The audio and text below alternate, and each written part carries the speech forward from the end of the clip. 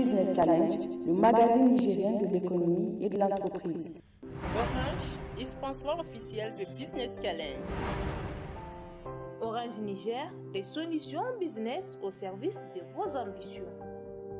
Chers téléspectateurs, ravi de vous retrouver pour cette édition Business Challenge. C'est notre 80e numéro de Business Challenge. L'Afrique a besoin d'industrialisation. C'est ce qu'avait dit un grand économiste. Mais nous pouvons aussi ajouter que le Niger en a encore besoin plus. Et c'est pour cela, dans cette édition, nous allons vous proposer une immersion en milieu industriel. Pour ce faire, nous sommes partis à Maradi. L'équipe de Business Challenge a séjourné pendant quelques jours à Maradi à la découverte d'une entreprise ambitieuse qui rêve de devenir un acteur majeur de l'industrie au Niger. Et cette entreprise s'en donne les moyens. Cette entreprise, c'est Migas. Créée il y a tout juste 14 ans, cette entreprise qui a commencé avec une activité dans le domaine de la maintenance automobile est aujourd'hui en train de relever des défis industriels quasi inimaginables pour une entreprise nigérienne. Elle a signé et exécuté un contrat de plus de 12 milliards de francs CFA avec la SONIDEP pour la construction d'un dépôt, l'un des plus grands et l'un des plus modernes d'hydrocarbures à Maradi. Mais en plus de cela, Migas est en train de se distinguer à travers la diversification de son activité et aussi sa capacité à contribuer effectivement à la construction nationale, notamment dans le domaine de l'industrie. Vous allez découvrir dans cette édition un grand dossier sur cette entreprise, sur comment elle est en train de relever les défis liés à sa propre croissance, mais aussi comment est-ce qu'elle est en train de contribuer très utilement à l'industrialisation de notre pays.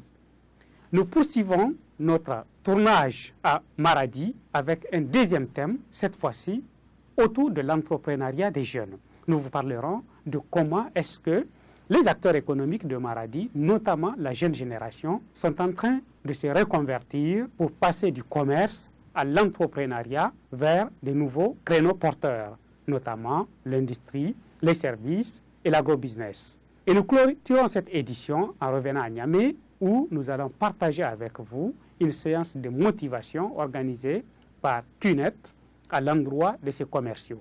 J'espère que vous allez agréablement apprécier ces numéros. Alors, calez-vous confortablement dans votre siège et allons-y à la découverte du Niger industriel, le Niger des bâtisseurs que nous aimons. À tout de suite.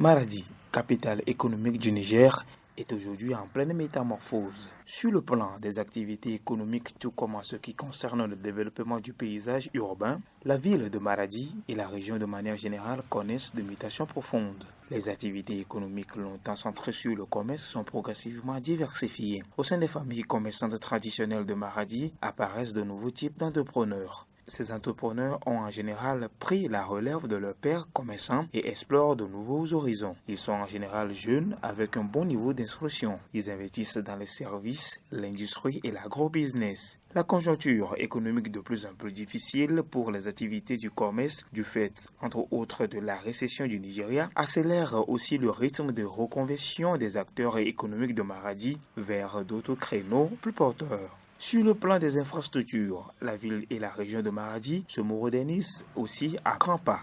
En effet, entre 2014 et 2015, à la faveur de la fête tournante du 18 décembre, plusieurs gros chantiers d'infrastructures socio-économiques ont été lancés à Maradi. Parmi eux, l'on peut citer le réaménagement de l'aéroport, la reconstruction des routes et le réaménagement du centre urbain de Maradi, la construction d'un hôpital de référence, la construction d'un stade de football, la construction d'une cité du 18 décembre avec plusieurs villas et duplex, etc. Aujourd'hui, la plupart des projets lancés dans le cadre du 18 décembre 2015 sont effectivement réalisés et opérationnels, mais il y a encore des chantiers toujours non achevés. L'un des plus grands bénéfices générés par les projets de plus grandes infrastructures socio-économiques lancés à Maradi, c'est qu'ils ont permis aux entreprises nigériennes, notamment celles basées à Maradi, de démontrer leur talent et leur volonté de participer à la construction nationale. Migas est l'une de ces entreprises prenant activement part à la réalisation des gros chantiers qui façonnent le paysage urbain et la structure économique de Maradi. Dans la ville de Maradi, Migas a construit la tribune ayant servi les festivités du 18 décembre et qui sert désormais pour toutes les cérémonies officielles. Derrière la tribune, un espace public le plus beau de toutes les régions du Niger, selon les Maradawa, est également l'œuvre de Migas. Une des révélations de la fête du 18 décembre pour l'ensemble des Nigériens et plus particulièrement pour les gens de Maradi, c'est les activités que fait Migas. Parce qu'au début, Migas, pour nous, Migas s'est limité à construire des tonneaux. Des fûts pour l'uranium. Et aussi, il y a 2 ans, ils ont eu l'initiative de fabriquer les bouteilles à gaz de 12 kilos. Et on pensait que ces activités se limitaient à ça. Mais la fête du 18 décembre nous a fait découvrir l'autre facette de Migas, qui aujourd'hui est un industriel, en tout cas des premiers plans au niveau de la région de Maradi. Ils nous ont présenté toujours des échantillons, des objets qu'ils veulent mettre à la disposition de la ville, qu'on apprécie d'abord avant de faire les commandes. Ils nous ont toujours appuyés, même dans le cadre du Maradi Collieure, ils nous ont appuyés avec beaucoup de conteneurs, de trucs à outils. Donc, bref, c'est vraiment une société dont la ville de Maradi est satisfaite de son installation. Migas, quand même, nous a aidés dans toute notre formation de 2012 jusqu'à 2016. Nous avions eu à faire plusieurs réalisations au sein de cette société avec nos étudiants, bien sûr. Donc, il y a eu, par exemple, le château d'eau qui est là présent. Il y a eu un extracteur d'huile d'arachide qui a été conçu et réalisé à Migas. Il y a eu un malaxeur de savon. Nous avons aussi, souvent, nous fait des visites au niveau de Migas. Grâce à ses succès et à la qualité démontrée dans l'exécution des travaux qui lui sont confiés, Migas a réussi à décrocher en 2016 le contrat de construction du 3e plus grand dépôt d'hydrocarbures de la SONIDEP, la société nigérienne de produits pétroliers. Ce dépôt d'une capacité de 5050 mètres cubes, construit sur 9 hectares, est un investissement colossal d'un peu plus de 12 milliards de francs CFA. Dans l'histoire du Niger, qu'une entreprise nigérienne construise une telle infrastructure dans le domaine d'hydrocarbures est une première. Migas a pris la mesure du défi et mobilisé les moyens matériels, techniques et humains requis pour le relever. Après 13 mois d'exécution des travaux de la construction du dépôt d'hydrocarbures de Maradi, le pari semble gagné. Le vendredi 21 juillet, le gouverneur de la région de Maradi, avec une forte délégation, a visité le chantier du nouveau dépôt de SONIDEP construit par Migas. À l'issue de la visite, le témoignage du gouverneur est édifiant sur les capacités de Migas. Ce chantier que nous venons de visiter avec toutes ses complexités, il est exécuté par une entreprise nigérienne. Et tout ce que nous avons vu comme équipement, comme ouvrage, comme travaux, ils sont réalisés à 95% par des Nigériens. C'est ça qui est extraordinaire et c'est ça qu'il faut retenir. Et le contrôle est assuré par un cabinet français que je félicite au passage, mais qui a beaucoup de sous-traitants nigériens et d'autres nationalités aussi. Nous avons été émerveillés par ce que nous avons vu. C'est un travail de qualité qui est fait et toutes les normes de sécurité, en tout cas, sont respectées. Vous avez visité les installations avec nous. Toutes les installations de sécurité ont été respectées, rien n'a été négligé. Donc, c'est vraiment un chef-d'œuvre, un bijou que nous venons de visiter. Les travaux sont exécutés, je crois, à hauteur de plus de 90%. Donc, c'est pratiquement des travaux de finition qui sont en cours. Mais tout ce qui est important est déjà prêt, est déjà fait. Pour les responsables de Migas, l'enjeu véritable, c'est désormais de concurrencer sérieusement des entreprises comme Sojia Satoum sur le marché de construction d'infrastructures à la fois au Niger et dans la sous-région. Mais comment Migas a-t-elle développé une telle capacité? Quelle est son histoire et comment s'est-elle développée au fil du temps? Créée en 2003, Migas est une société de droit nigérien dont le siège est basé à Arlit. Au départ, l'activité principale de Migas était l'installation et la gestion du garage automobile de la Somaïr. L'idée de la création de Migas est partie du fait qu'au Niger, pour tout besoin de prestation des services miniers, les compagnies minières étaient obligées de recourir à des compétences extérieures par manque de sous-traitance qualifiée au niveau local. Pour pallier ce problème, Sabo Gado Mokhtar, cadre nigérien de la Somaïr, avait décidé de démissionner de son poste pour se lancer dans l'entrepreneuriat. C'est ainsi qu'il fonde la société Migas, basée d'abord à Arlit. La naissance de Migas apportera une solution adaptée qui a permis aux sociétés minières d'avoir une entreprise locale capable de leur fournir des prestations de qualité à moindre coût et dans le délai.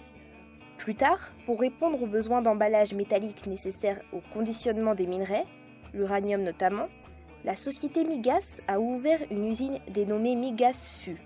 Migas FU sera installée à Maradi, la capitale économique du Niger, ce qui permettra à Migas de continuer à répondre aux besoins de ses partenaires traditionnels, que sont les compagnies minières, tout en développant un nouveau portefeuille client. Chers téléspectateurs, ici nous sommes à Migas. Nous allons rencontrer les responsables de Migas qui vont nous parler de l'entreprise, faite de passion, faite d'endurance, de travail, de persévérance.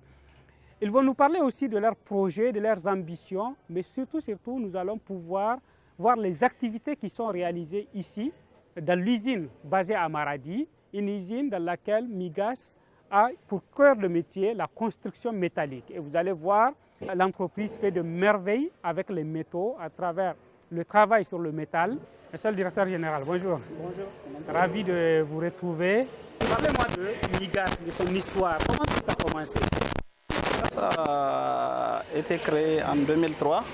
On a signé un contrat avec Somaïr pour la maintenance des véhicules légers et poids lourds. Maintenant, après ça, compte tenu du problème de fuite que Somaïr a souvent arrivé en général, puisque souvent les fuites pour l'uranate, il faut commander ça de l'extérieur.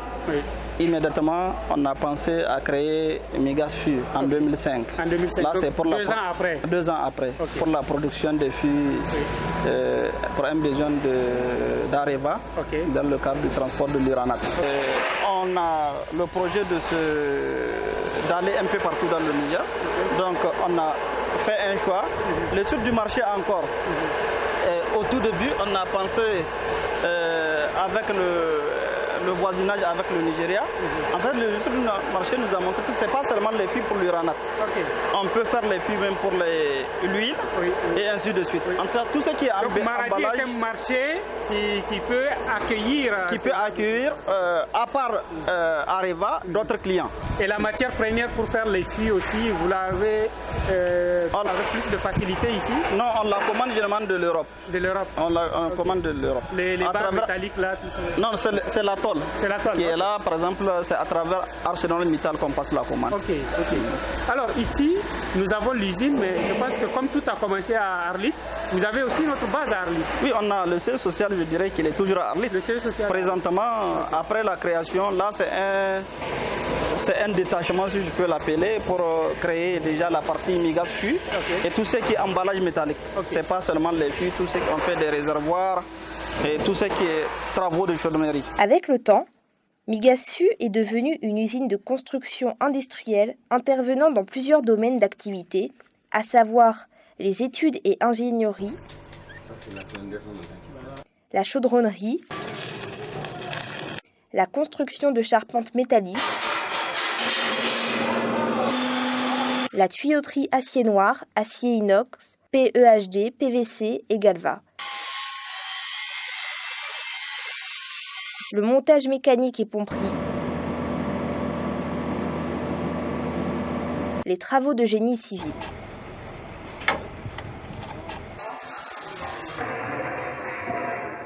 Ah, bonjour. Ah, ça bien. Très bien. Donc, vous êtes le directeur technique de l'usine. Oui, l'usine, oui. Qui est responsable de ce qui se passe ici. Oui. Alors, expliquez-nous, les fûts là. Oui.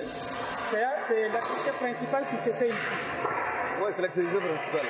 Dans le futur, on envisage de fabriquer des bouteilles de gaz, oui, des réchauds, des brouillettes. Okay. Et on envisage aussi de fabriquer des fers à béton. Des fers à béton, ok. Fer à béton. Et ici, les fûts, vous les fabriquez et tout, ça va au niveau de Somaïr, de Cominac, tout ça? Somaïr, Cominac. Pour emballer l'uranium. C'est ça, c'est l'uranate là-dedans. L'uranate, oui. Oui, ça va. Et vous produisez quelle quantité par mois, ce genre de choses? Bon, on peut dire qu'il y a une production annuelle qui se fait à 10 000 fûts de l'année. 10 000 fûts de l'année. Ok. Et la quantité, ça prend combien de fûts? Ça prend combien? Pourquoi la quantité? Le poids, il peut prendre jusqu'à 600 kg.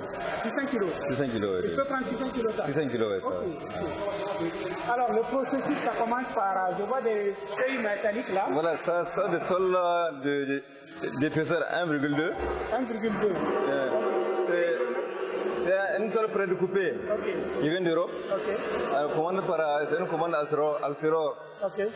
Alciror Mittal qui vous l'envoie ici. Bon, c'est ça, oui. Et là, ça commence ici. Là, l'autre côté, c'est la guillotine. Avant, la guillotine, quand il y a un peu de faux sur la tôle, on le répare. Après, il y a la rouleuse. Après, oui, ça roule. Ça roule, ouais, voilà. C'est pour donner les viroles. Là. Après les viroles, on la met sur la soudeuse. Alors ça, c'est la soudeuse. Oui, la soudeuse, ça c'est la soudeuse. On est en train de souder ici. Oui, ça, ouais. Et c'est fini, on a le... Ouais, après avoir fini, on l'amène à la retombeuse. Elle fait 3 opérations. Elle fait l'expansion, le rouleau de bord et la partie supérieure. Ça prend combien de minutes, combien de temps pour fabriquer un fût? Un fût, à peu près 2 minutes. 2 minutes? 2 minutes. Pour fabriquer un fût? Voilà, nous, ce qu'on a estimé, c'est faire 50 fûts à l'heure. 50 fûts à l'heure? À peu près, oui. Vous avez combien de personnes qui travaillent dans la machine de production? Les permanents, on est au nombre de 17. 17 personnes qui travaillent pour la fabrication des fûts. Mais il arrive qu'on prend au moins une trentaine de personnes pour nous aider, par exemple, pour nettoyer les fûts, avoir la peinture. Dans ce cas, on prend une trentaine de personnes. Et là, c'est une extension de l'usine. Là, c'est une extension. C'est une première extension. Voilà, là, on fait tous les travaux de chaudronnerie. De chaudronnerie. Chaudronnerie, ça.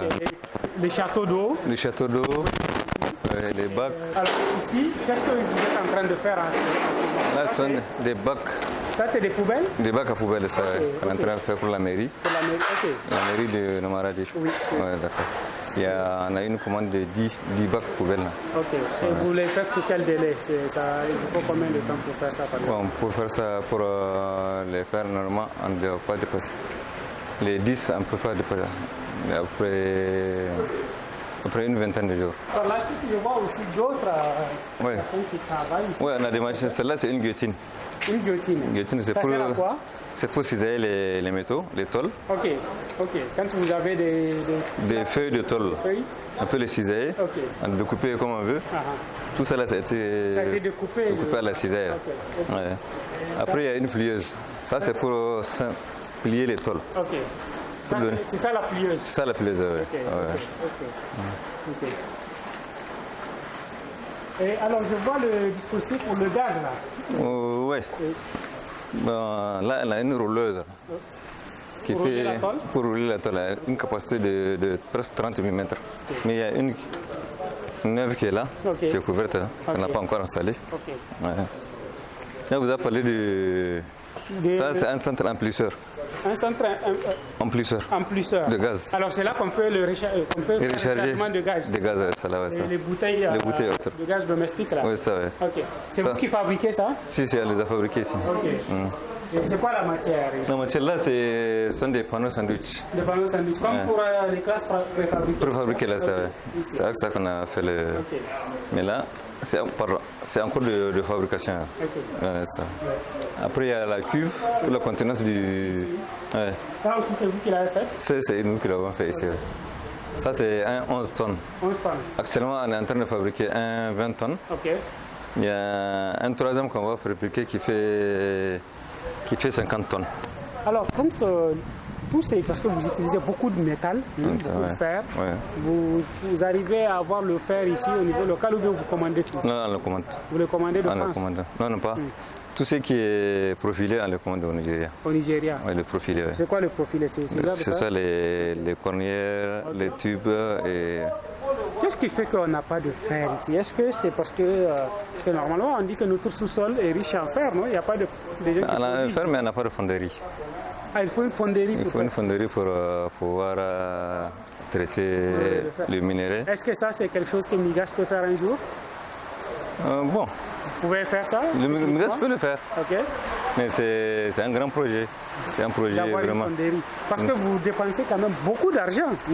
Ça, c'est vrai. Pour importer de la matière première. Et même s'il faut développer les industries, un peu partout, si chaque fois toute la matière première va venir des autres marchés extérieurs, ça devient quand même beaucoup d'argent qu'on perd. Parce qu'on envoie quand même notre argent ailleurs. Ça, c'est vrai. Ouais. Je ne sais pas comment vous, en tant que technicien, vous voyez cette possibilité. Par exemple, pour faire une fonderie, il faut quoi? Bon, pour faire là, non, il faut le marché. Okay. Si le marché existe, là on peut peut-être s'y mettre et avoir un crédit. Mais le marché existe, il y a des gens qui achètent du fer. Vous-même, vous achetez beaucoup? Oui, d'accord. On achète beaucoup, mais pas aussi. Pas la quantité qu'il faut pour pouvoir faire une fonderie. Même toute la consommation nigérienne, je ne sais pas si ça peut justifier. Peut-être actuellement, mais si on voit les évolutions possibles, peut-être c'est l'État qui doit inciter à aller vers ça, et quand même à faire le premier pas. Oui, voilà ça. Il y a beaucoup de choses à faire dans notre pays. Voilà, ça merci beaucoup pour cette visite guidée. Pour toujours satisfaire ses clients et partenaires, Migas a opté pour une démarche d'amélioration continue. Migas a ainsi mis en place un système de management de qualité certifié ISO 9001 version 2008 par Moody International depuis 2009. Migas a également obtenu une certification en fourniture et fabrication d'emballages métalliques, fûts, colliers et réservoirs métalliques. Alors, on m'a dit que vous êtes le responsable qualité de Migas. Aujourd'hui, quelle est la place de la qualité au sein de Migas? En tout cas, la place de la qualité au sein de Migas est primordiale. Donc, c'est sur ça que nous fidélisons nos clients. Ok. Donc vos clients aujourd'hui sont conscients de l'investissement que vous êtes en train de faire au niveau de la qualité. Et on m'a parlé aussi des autres projets sur lesquels vous travaillez. Est-ce que ces projets vont nécessiter aussi une ouverture de la démarche qualité, c'est-à-dire pour qu'elle soit plus intégrale, même dans le nouveau projet comme celui des gaz par exemple? Bien sûr, parce que quand on va commencer le projet de bouteilles de gaz, donc il y aura l'environnement qui va intervenir, la sécurité au travail. Donc du coup, on va tendre vers le SMI, qui est un système de management intégré où on a la qualité, la sécurité et l'environnement. Migas a aussi engagé une politique d'investissement massif dans les technologies de pointe.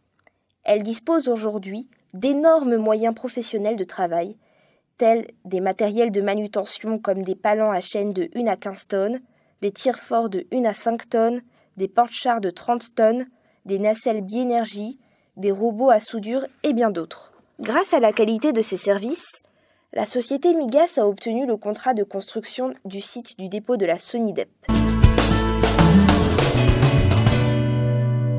Chers téléspectateurs, ici nous sommes à 7 km de Maradi sur le chantier de dépôt de SONIDEP, chantier qui a été confié à l'entreprise Migas et c'est d'ailleurs une des fiertés de Migas. Nous allons vous faire découvrir ce chantier gigantesque et un défi industriel, un défi humain et financier pour Migas, mais un défi que Migas est en train de relever depuis près de 11 mois maintenant. La consigne ici, on nous dit qu'il est interdit de rentrer sans protection. Alors il nous faut une protection. Alors Hassan, bonjour.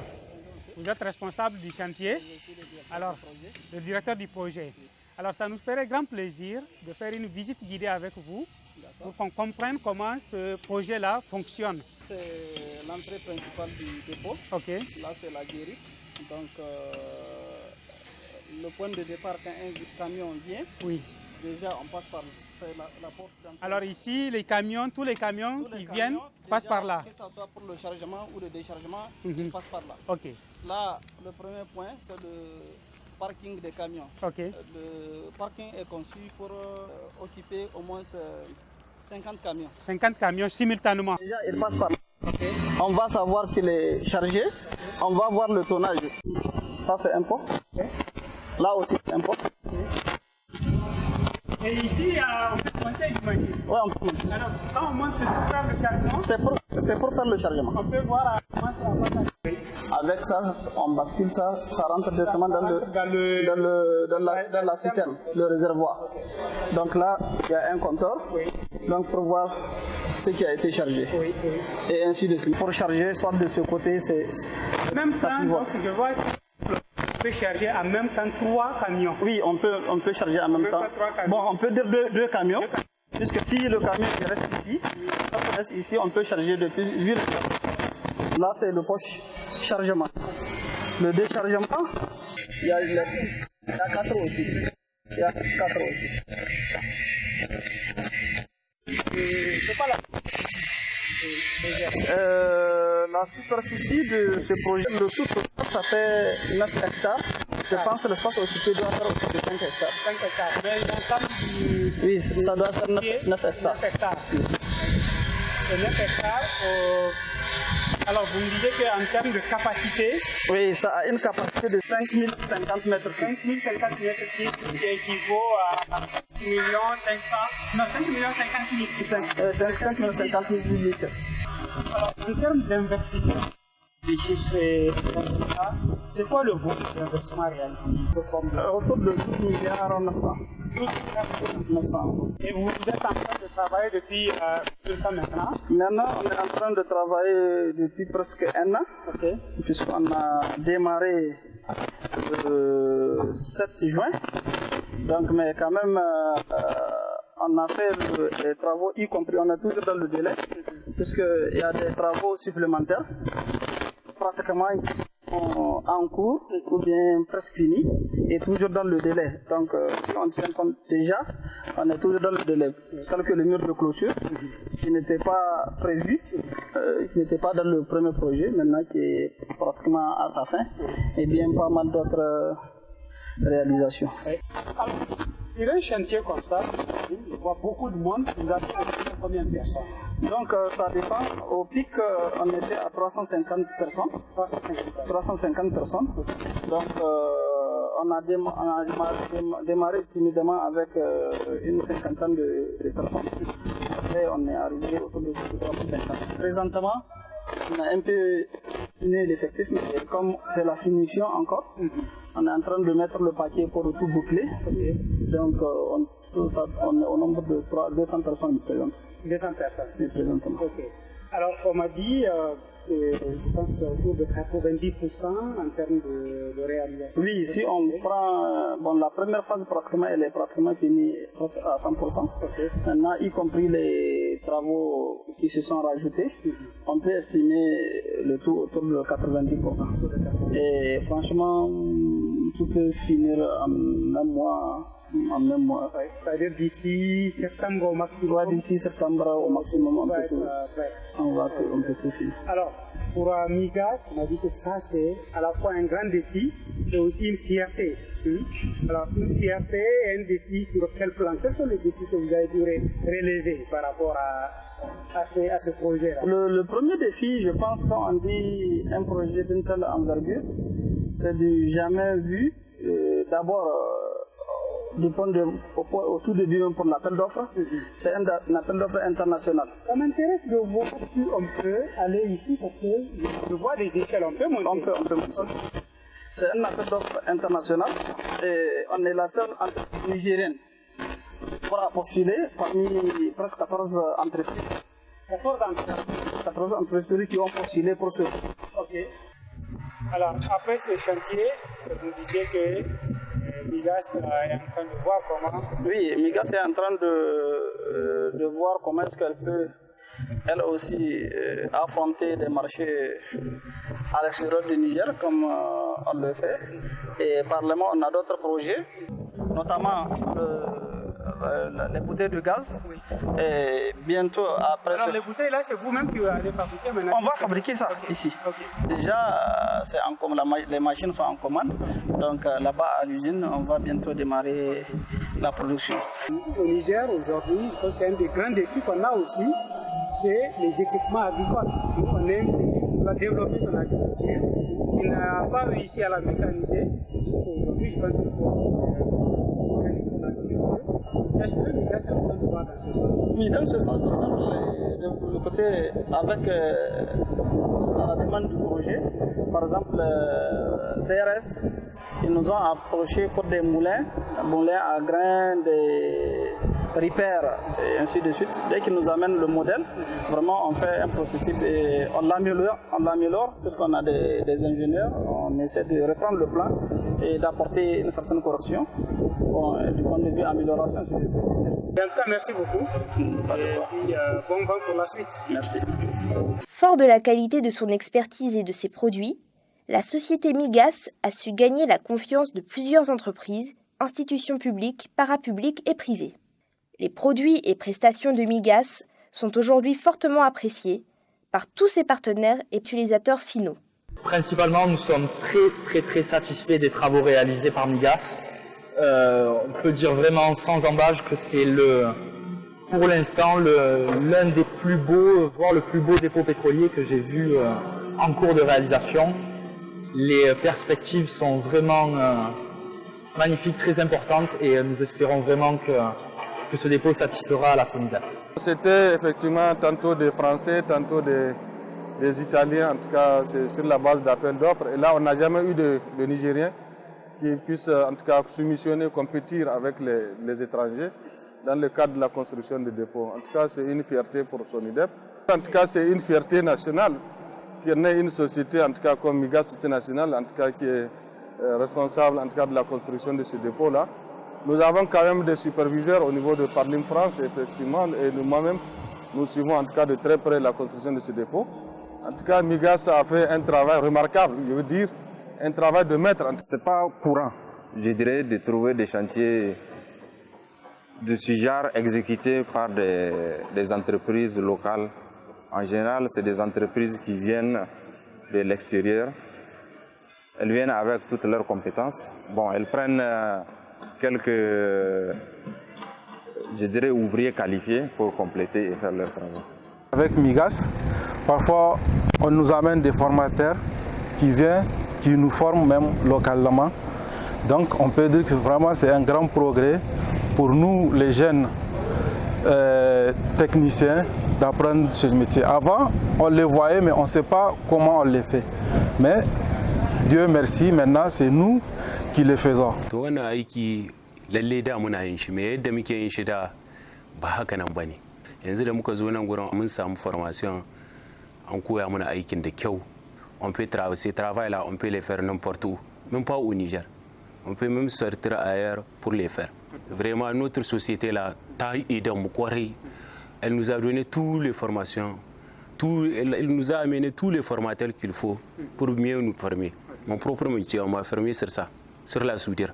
Yanzu kuma an formé na bisa sécurité, an formé na bisa montage. Aiki ne wanda Niger, c'est pour la première fois aka samu une société nigérienne, 100% nigérienne, ta yi quoi. Vraiment, c'est un atout. Pour moi, c'est un atout pour tous les Nigériens.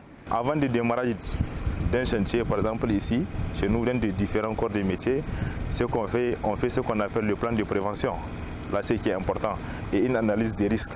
Parce que c'est des travaux vraiment à risque qu'on fait ici. il y a travaux d'élevage, il y a travaux de soudure, il y a la génie civil aussi. Chaque corps de métier a son risque. Et là vraiment, je remercie encore mes supérieurs parce que tout demande de consommer pour l'achat des équipements de sécurité, ils n'hésitent pas, ils nous donnent ça sur place. C'est le premier projet nigérien. Ça là. Et c'est pour ça. Projet construit par les Nigériens. Oui. Ça c'est important. Oui, effectivement. Et nous Nigériens, c'est pour ça que nous faisons en sorte que et vous vous sentez fier. Et non seulement fier, mais nous faisons en sorte que ça soit une qualité. C'est très important. C'est un défi important. Lui-même, l'entrepreneur, il tient à ça. C'est un ancien de Somaïr. En termes de qualité, je sais que c'est moi, je viens de Sonichar. Donc en termes de qualité, on ne badine pas là-dessus. Surtout Somaïr. Lui-même, il tient sur la qualité des travaux. En fait, il nous aide en réalité. Il nous aide à contrôler. Quand ça ne va pas, même si on casse, ça ne lui dit rien, il trouve que c'est tout à fait normal.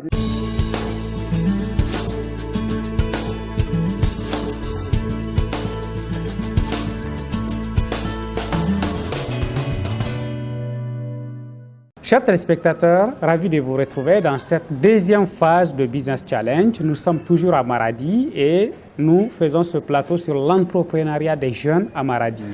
Ce plateau reçoit 2 jeunes entrepreneurs et un responsable d'accompagnement des entreprises. Le responsable d'accompagnement des entreprises, c'est le directeur du CGA, le Centre de gestion agréé de Maradi, Rufai Salissou. Rufai, bonjour. Merci d'être venu dans Business Challenge. Alors, juste à côté de Rufai, il y a Memouna, qui est jeune entrepreneur, qui est en train d'initier des projets. Et il y a aussi Kader Sanigwanda. Kader Sanigwanda, qui est aussi un entrepreneur qui a vécu beaucoup d'expérience et qui est en train de se diversifier aujourd'hui, c'est cela? Alors, on va parler de vos expériences, mais commençons déjà par le CGA. Le CGA a fait son premier pas à Niamey. Et je pense que bientôt 2 ans ou 3 ans d'expérience des activités du CGA. Et à Maradi, le CGA a ouvert depuis quelques temps. Alors comment ça avance aujourd'hui, le travail du CGA ici à Maradi? Ça avance très bien ici à Maradi. C'est vrai que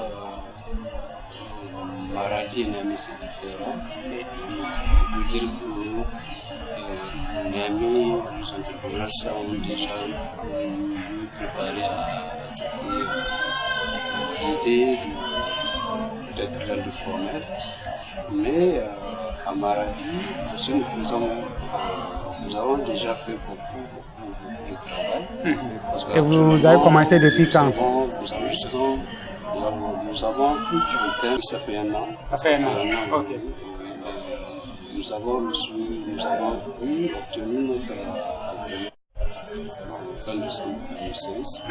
Donc, le CGA aujourd'hui compte, comme je disais tantôt, une trentaine d'adhérents. Alors, c'est quoi le profil de ces adhérents? Est-ce que c'est plutôt des jeunes entrepreneurs ou bien même des commerçants, des tontons, des vieux commerçants ont senti le besoin de venir vers le CGA? Oui, effectivement. Le profil quand même assez varie au Sénégal, c'est vrai. Les jeunes entrepreneurs, comme c'est des jeunes entrepreneurs, et généralement c'est des très petites entreprises, viennent juste de commencer petit à petit. Nous avons aussi des bons commerçants. Récemment, nous avons eu un nouveau adhérent qui est de l'hydrocarbure. C'est une société qui a été créée, qui a investi énormément d'argent parce que j'ai investi des centaines de millions pour installer 2 centres de remplissage de base. Un ici à Maradi, un deuxième juste à la frontière avec le Nigeria. Vous savez, il y a beaucoup de Nigériens qui traversent la frontière pour venir à Maradi acheter du gaz. Ouais. Alors aujourd'hui à Maradi, quel est l'argument, qu'est-ce qui motive les jeunes entrepreneurs, les 30 là qui sont déjà là? C'est quoi les motivations que vous sentez au niveau de ces jeunes de ces entreprises-là? Alors, les motivations, c'est peu qu'on a des arguments, Vous savez, quand on adhère au centre de soins agréés, on a des avantages fiscaux, en plus des avantages fiscaux, en plus des avantages fiscaux. Il y a aussi cet avantage-là qui est l'accompagnement des adhérents, l'accompagnement technique des adhérents, la coordination technique du domaine de matière de comptabilité, gestion, information, fiscalité. Et on forme aussi les adhérents en gestion et tous ces arguments-là parlent à ces choses. Et d'une manière générale, ça parle. Et ceux qui sont des entrepreneurs qui sont un peu plus âgés aussi essayent d'impliquer leurs enfants et en ce sens, leurs enfants sont en train de venir vers le CEJA. Alors, sur les 30 entreprises que vous avez, si vous regardez par secteur, que vous les classez, c'est quoi la répartition que vous avez? Est-ce que c'est plutôt des services, commerce, c'est quoi exactement? On a beaucoup de services, mais je dirais agro-industrie aussi. Dans l'agro-industrie. Nous avons des adhérents qui ont, enfin, c'est vrai, c'est des projets qui sont en train, d'autres sont en train de fabriquer de façon artisanale, mais nous espérons que nous allons pouvoir bénéficier d'appui, parce que au niveau du CGA aussi, il y a le fonds d'appui des initiatives économiques locales qui sont financées par la Fédération suisse dans le cadre du pacte. Donc une convention a été signée en ce sens par la Chambre de commerce, a été signée entre la Chambre de commerce et l'État. Et ça consiste à quoi ce fonds-là?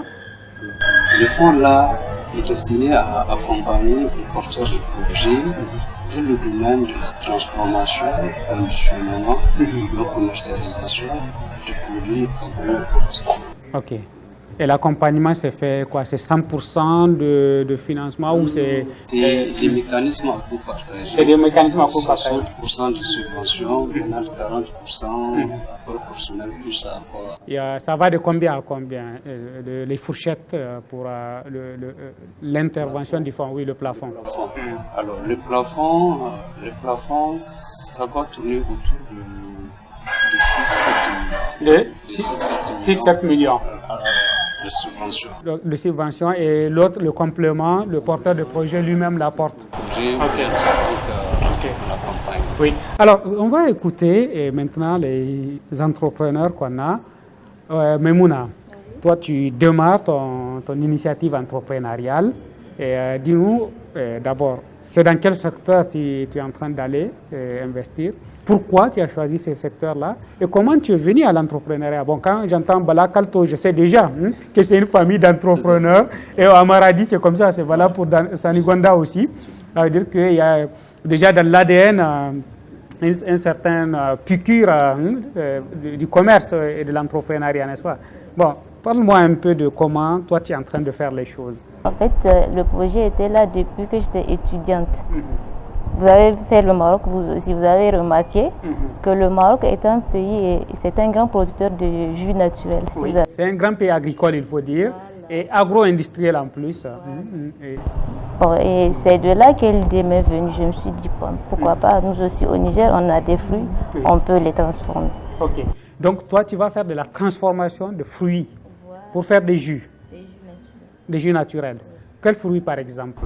La pastèque par exemple. Okay. C'est un fruit qu'on a ici même à Maradi, c'est un fruit local.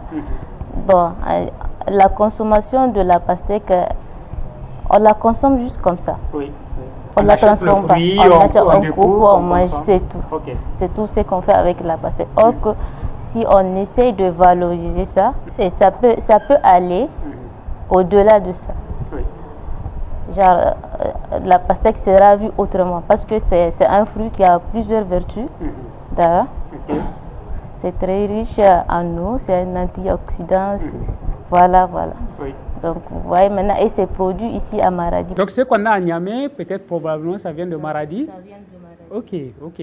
Donc, toi, tu veux transformer ça en jus naturel. Alors, très naturel. Ok. Il n'y a pas déjà une concurrence sur le marché par rapport à ça? Bon, pour la pastèque, je pense pas. Ok. Je pense pas. Et là, est-ce que dans ta démarche, tu es à quel niveau aujourd'hui? Est-ce que ton entreprise est déjà créée? Est-ce que tu as déjà fait les démarches? Parce que le défi du CGA, d'ailleurs, c'est de faire en sorte que quand quelqu'un veut créer une entreprise, qu'il la crée de manière formelle directement. Est-ce qu'elle est déjà dans ton portefeuille? Oui, ok. C'est déjà fait. C'est déjà fait. Ok. Alors, on passe la parole à Kader. Alors, Kader, ce qui est très intéressant, alors je vais préciser à nos téléspectateurs, on a décidé quand même de se tutoyer, on est entre jeunes.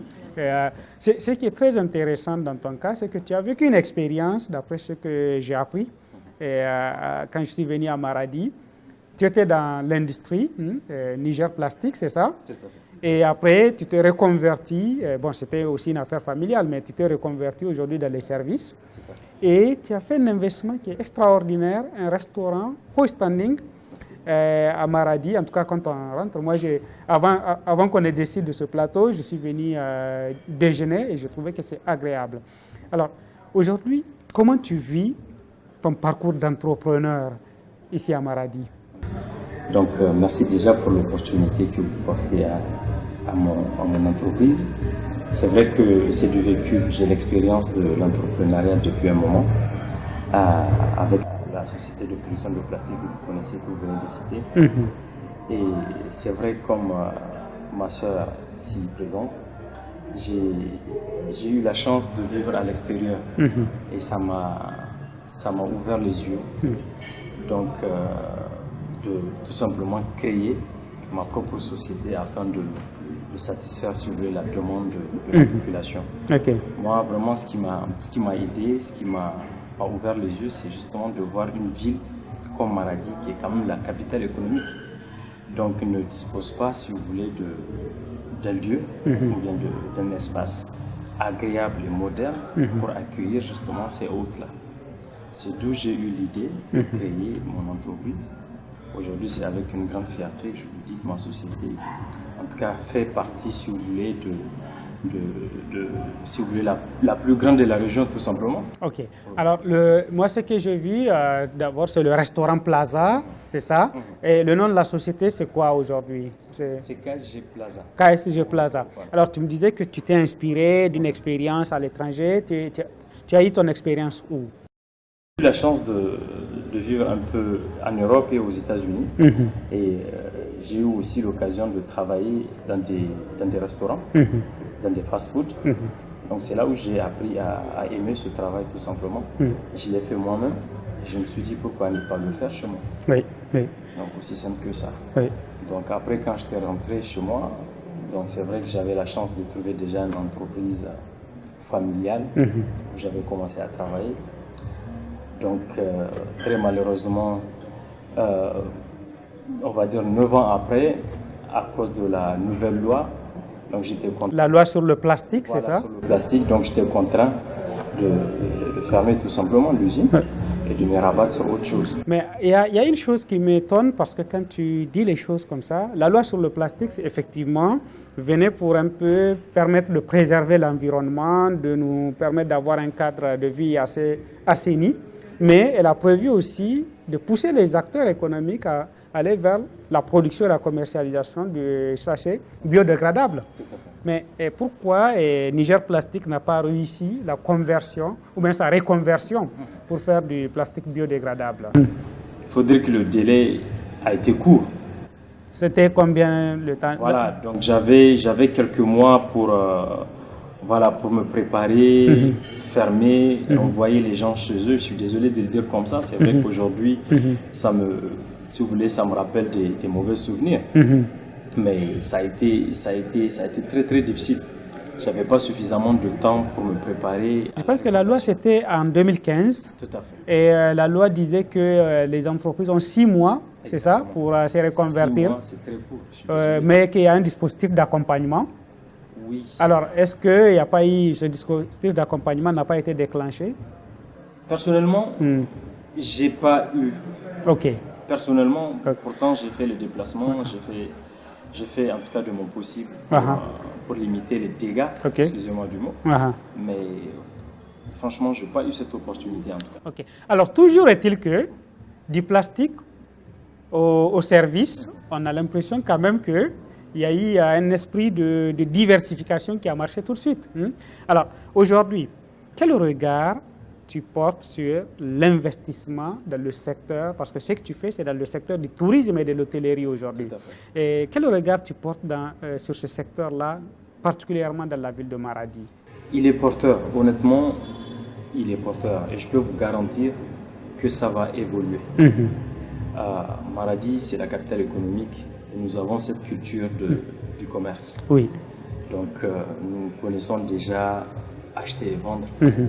C'est quelque chose qu'on maîtrise ici à Maradi. Donc, je peux vous garantir que c'est vrai que c'est difficile parce que nous n'avions pas, si vous voulez, cette habitude. Mais là, ça évolue. Les gens voyagent beaucoup, les gens voyagent beaucoup, on découvre et on aime emmener ça chez nous. Il peut y avoir de l'innovation. Ah oui, justement, ça c'est important. Alors, Maimouna, alors toi, en termes de lecture par rapport au secteur dans lequel tu veux aller, et puis quand tu vois tout, parce que l'autre défi que toi tu auras à relever, c'est que quand même, il s'agit d'une femme aussi. Et notre société a beaucoup de problèmes par rapport à l'entrepreneuriat féminin. Peut-être que demain tu auras un mari qui se posera des questions, mais attends, pourquoi tu te bats? Alors, c'est quoi ton regard par rapport à l'entrepreneuriat et particulièrement l'entrepreneuriat féminin ici à Maradi? Moi, je crois que l'entrepreneuriat féminin ici à Maradi est quelque chose de très prometteur. Parce qu'une femme, quand elle se décide de faire quelque chose, je vous garantis, elle se met à 100%. Espérons, oui, elle se met à 100%. Voilà. Oui, mais souvent, il y a beaucoup de pesanteurs aussi sur son chemin. Bon, vous l'avez dit vous-même, compte tenu de certains facteurs qui sont là, c'est une réalité. Il ne faut pas se voiler aussi la face. On est à Maradi, tout le monde sait que les femmes ne sont pas assez... Attention à ce que tu dis sur Maradi. Mais elle peut faire du commerce quand même, non? Elle fait du commerce, mais sauf que l'entrepreneuriat bien structuré est quand même plus exigeant. C'est peut-être ça aussi. C'est peut-être ça aussi. Alors, Roufaï, au niveau du CGA, comment vous pensez, comment le CGA, toi, dans le travail que tu fais, vous allez accompagner les jeunes entrepreneurs? Je pense qu'il y aura beaucoup d'actions de formation, de sensibilisation. Et est-ce qu'il y a aussi quelque chose de spécifique pour les femmes entrepreneurs? Oui, bien sûr, bien sûr. Vous savez, l'une de nos missions aussi, c'est de former nos adhérents en gestion. Et dans ce cadre, nous formons. Même récemment, nous avons dans le cadre du fonds d'appui aux initiatives locales, nous avons formé en élaboration de business plan 50 porteurs de projets. 50 porteurs de projets. Et nous avons formé 60 entrepreneurs avec une trentaine d'adhérents du CGA et de opérateurs économiques. Sur le thème comment choisir la forme juridique appropriée de son entreprise. Donc, nous sommes dans la formation aussi. Maintenant, par rapport à la prise en compte de l'entrepreneuriat féminin, il a été prévu dans le cadre de ce fonds-là une discrimination positive. Voilà, une discrimination positive. Okay. Alors, nous avons tenu compte parce qu'il y a une grille d'évaluation là où nous avons fait en sorte que nous tenions compte quand même du genre. Oui. Donc, dans ce sens-là, les jeunes et les femmes, quand même, se sont vus octroyer quelques points. Pour ce fait qu'on est une femme ou un jeune. Alors, je reviens vers Maimouna. Maimouna, aujourd'hui, tu es à quel stade de ton projet? Je suis encore à mes débuts. Comme j'ai eu à vous le dire, je suis avec le CGA, c'est eux qui m'accompagnent dans toutes les démarches. Okay. Donc, et je compte, Inch'Allah, dans peu de temps, je compte me faire connaître partout parce que jusque-là, je ne suis pas produit du grand monde. Ok. Et tu as commencé à produire? Oui. Ok. Tu produis quelle quantité aujourd'hui, par exemple, par jour ou par semaine? Bon, j'ai des bidons. Comme c'est le début, je ne peux pas me permettre de produire comme ça au hasard. La production, elle est faite tantôt, c'est sur commande. Ok. J'ai des bidons de 33 centilitres. 33 Donc, centilitres. en fonction du besoin, je produis. Ok. Aujourd'hui, est-ce que tu reçois des commandes? Tu as déjà démarché des clients qui t'envoient des commandes? Oui. Comme Plaza? Ben oui. Ah ben voilà. Ah ben ça, c'est bien ça. J'ai bien fait de vous réunir sur le plateau, je ne le savais pas. Donc là, toi, tu as testé son jus? Oui, non, moi, je suis un client. Je suis un client, c'est ma soeur avant tout. Ok. Et je peux vous garantir que c'est l'un des meilleurs jus naturels. Ah ben, chapeau, chapeau. Et tu as fait tester ça à tes clients? Qui adorent. Oui, ils adorent. Ok, ok. Oh, ben ça, c'est bien ça. Donc là, au moins, on a une certaine preuve que c'est en train de venir. Alors, oui, oui, ça c'est une très bonne chose. Alors, parlons aussi toujours de l'entrepreneuriat des jeunes. Nous, souvent, à Niamey, quand on parle d'entrepreneuriat des jeunes, très vite, les jeunes parlent du défi lié à la fiscalité, parce que le CG a fait l'appui fiscal, mais souvent, ce n'est pas tout le monde qui comprend la fiscalité, ou bien tout le monde qui pense que le fisc lui-même le comprend. Et il y a aussi quelquefois les défis liés à l'accès au financement. Les jeunes disent, mais les banques ne nous comprennent pas, ainsi de suite.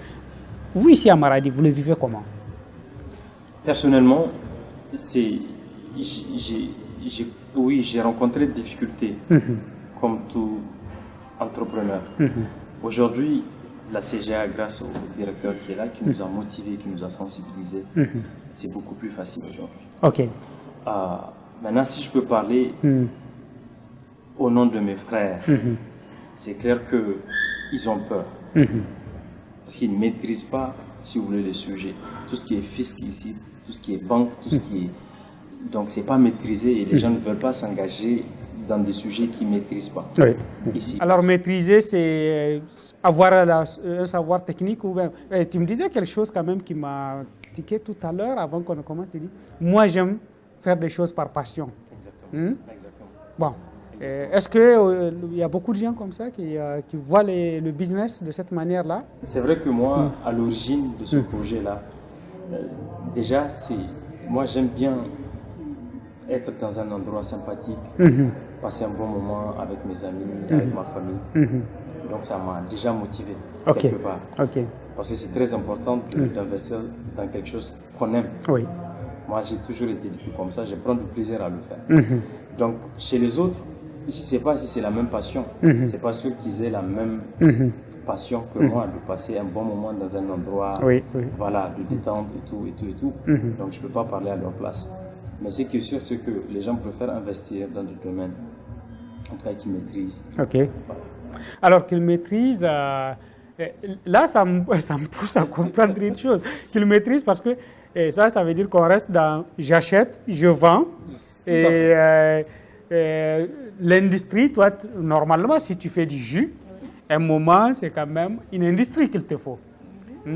Alors là, toi, comment se fait ton apprentissage de la maîtrise de ton industrie? Est-ce qu'il y a des gens autour de toi qui te disent, mais attends, toi, qu'est-ce que tu fais? Pourquoi tu n'achètes pas des pagnes pour vendre au lieu de faire du jus? Il y a des gens qui te disent ça? Par exemple, il y a quelqu'un qui m'a une fois regardé droit dans les yeux et m'a dit, toi, tu feras faillite dans 1 ou 2 ans. Tu feras faillite? Oui. Alors, c'est quoi son argument? Parce qu'il m'a dit que non, ce genre d'entreprise ne peut pas marcher ici à Maradi, vu le niveau de vie des gens et tout. Il faudrait tenir compte aussi de ça. Et par exemple, pourquoi ne pas aller au Nigeria prendre des pagnes ou bien des articles pour femmes et enfants et venir ici vendre? Est-ce qu'on t'a déjà dit des choses comme ça? Oui, oui, bien sûr. Oui, moi j'ai vécu à peu près la même scène. Donc un monsieur et un frère qui m'a fait savoir que c'est un mauvais investissement.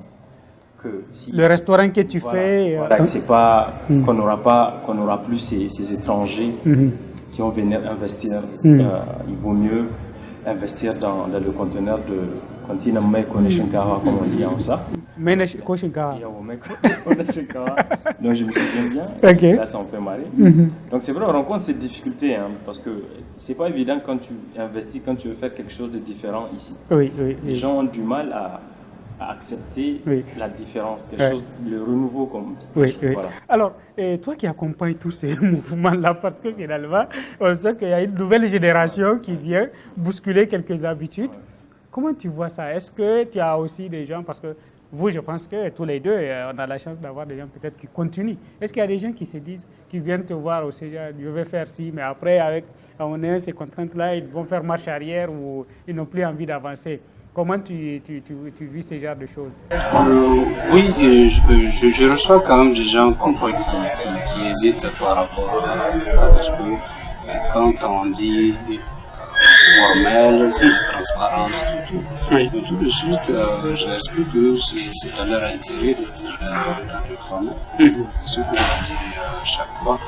Alors, un jour, il y a un qui m'a dit, monsieur, moi, les retours sur l'investissement à long terme, je dis non.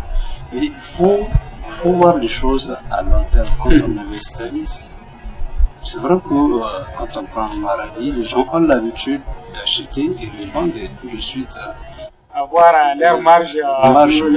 Mais c'est pas seulement ça qui veut que les gens sont réticents à aller vers l'industrie, par exemple. Et ce que quand on va s'engage dans l'industrie, alors ce n'est plus on achète, on revend. On achète, une matière première, on transforme, on vend, et à ce moment-là, ça devient plus compliqué pour nous. Les contrôles, j'ai l'impression que les contrôles déjà. C'est ce qu'on peut faciliter. Ah, ok, c'est aussi une histoire de contrôle. Si j'ai ma boutique, je peux savoir exactement combien de paquets de sucre il y a dedans. Et s'il y a un qui manque, je sais tout de suite ce qui se passe. Donc, et là, de l'autre côté, à l'industrie, il faut faire une comptabilité analytique, et ainsi de suite. Bon. Exactement. Et parce que il faut voir quelqu'un qui a l'habitude d'acheter des conteneurs, comme on disait tout à l'heure, il achète, il revend, il achète, il continue, il revend. Maintenant, s'agissant du conteneur du pluie, il achète, il revend. Mais quelqu'un maintenant qui veut transformer l'arachide, par exemple, sur place, c'est plus complexe. Alors, merci beaucoup pour ces échanges-là. Et on aura d'autres occasions pour continuer ça. Mais quand même, pour finir, Maradi, il y a aussi des industriels, quelques-uns. Je pense qu'il y a Olga qui fait de l'huile. Il y a Migas, vous connaissez Migas, qui est dans le domaine de la construction métallique et des gros chantiers aujourd'hui. Il y en a qui d'autres? Il y a quelques-uns quand même qui existent. Et moi, ma conclusion, c'est que peut-être les frères qui résistent encore, c'est parce qu'ils n'ont pas eu peut-être ce parcours que vous avez eu. Et parce que quand on a fait des études, on a voyagé un peu dans le monde, ça aide peut-être. Oui. Et bon, espérons que le CGA et tout le travail qui va se faire va davantage inciter à aller vers ça. Chers téléspectateurs, c'est tout pour ce plateau avec les jeunes entrepreneurs de Maradi et le CGA. Merci de nous avoir suivis. Restez en notre compagnie pour la suite de cette édition. À tout de suite.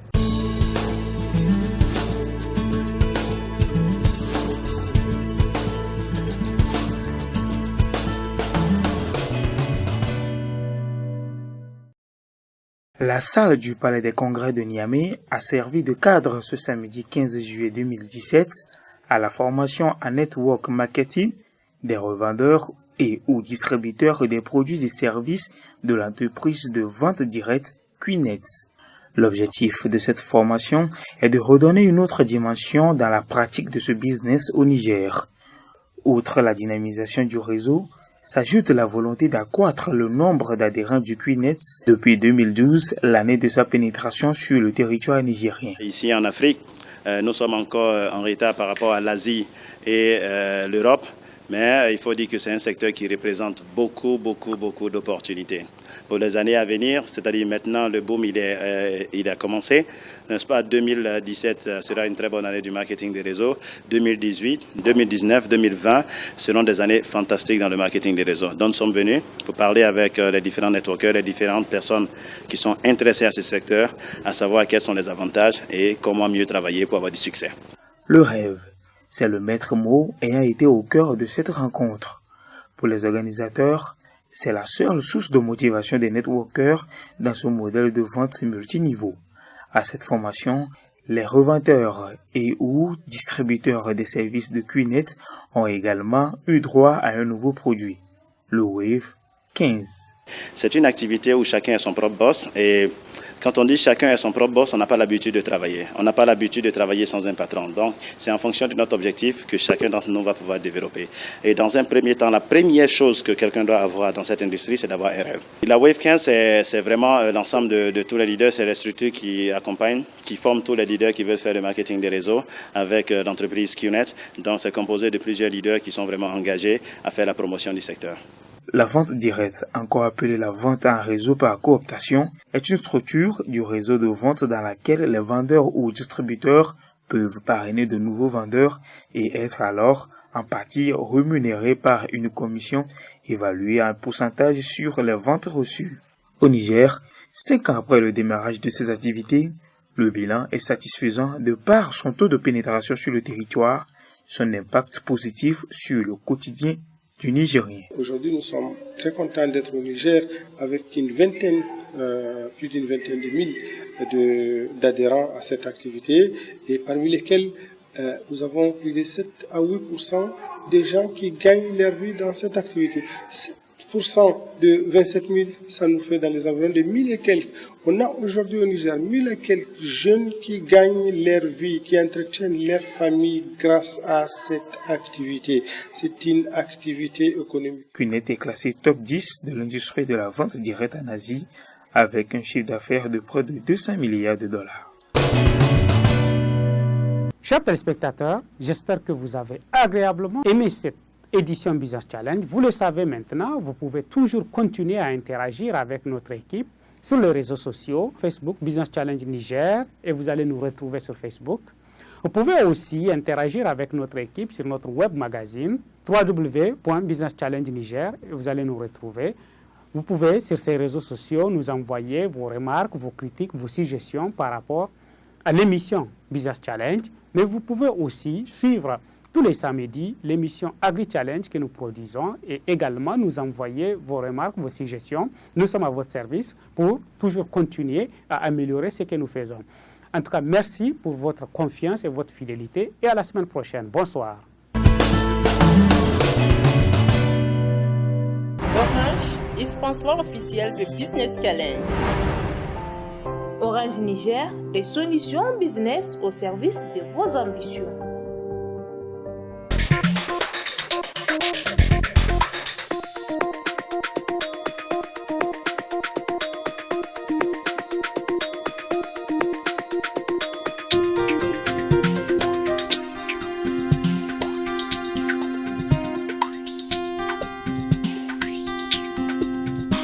Business Challenge, le magazine nigérien de l'économie et de l'entreprise.